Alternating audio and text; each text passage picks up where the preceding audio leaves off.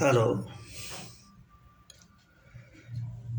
કુદરતે આ સુંદર સૃષ્ટિનું સર્જન કર્યું, જેમાં વિશાળ સમુદ્ર,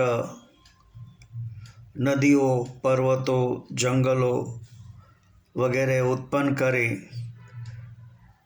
લાખો પ્રકારના જીવોને રહેવાની વ્યવસ્થા કરી આપી. કુદરતના ઉત્કૃષ્ટ સર્જનમાં સુંદરતામાં જ મોખરે આવે છે રંગબેરંગી પુષ્પો અને પક્ષીઓ.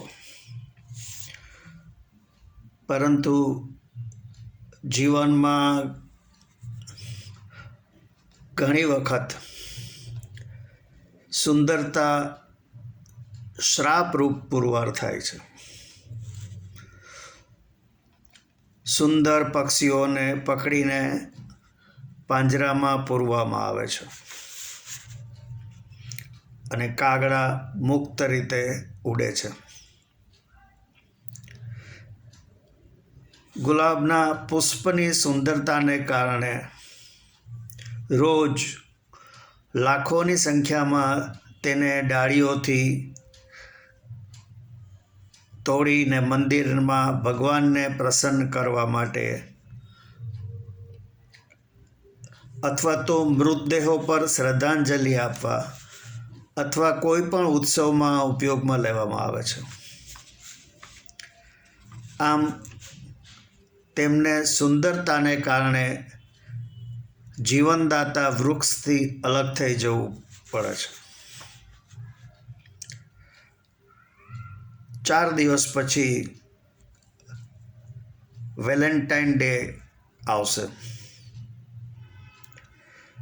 તેમાં પણ પ્રેમનો સંદેશો આપવામાં કરોડો ગુલાબના પુષ્પોનો ભોગ લેવાઈ જશે. વાસ્તવમાં વેલેન્ટાઇન ડેના ઇતિહાસથી અજાણ યુવાનો અને યુવતીઓ કોલેજ કેમ્પસમાં હાથમાં ગુલાબના ફૂલ લઈને પ્રેમનો સંદેશો આપવા આતુરતાથી ફરતા હશે.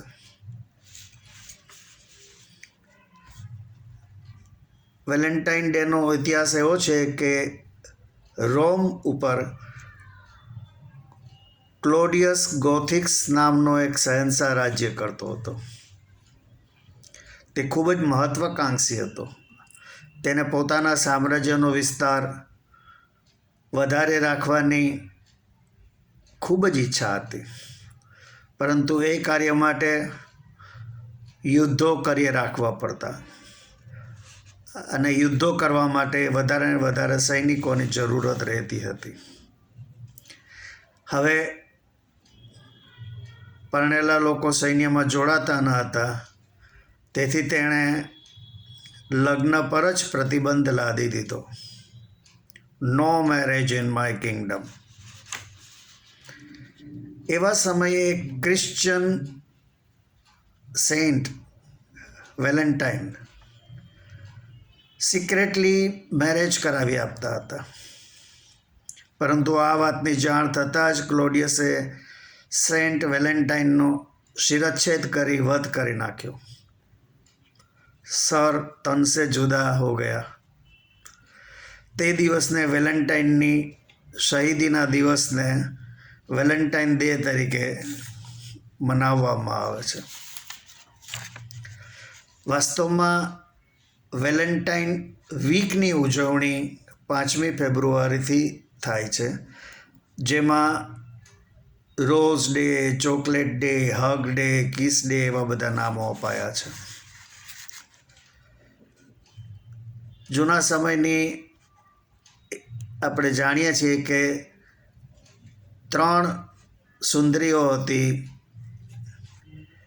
એક હતી આમ્રપાલી, એક હતી વાસવદત્તા અને ત્રીજી અનારકલી.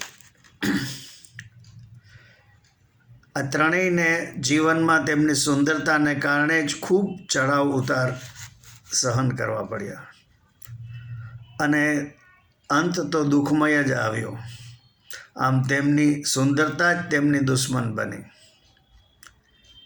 આ રીતે ઘણી વખત સુંદરતા વરદાનને બદલે શ્રાપરૂપ પુરવાર થાય છે.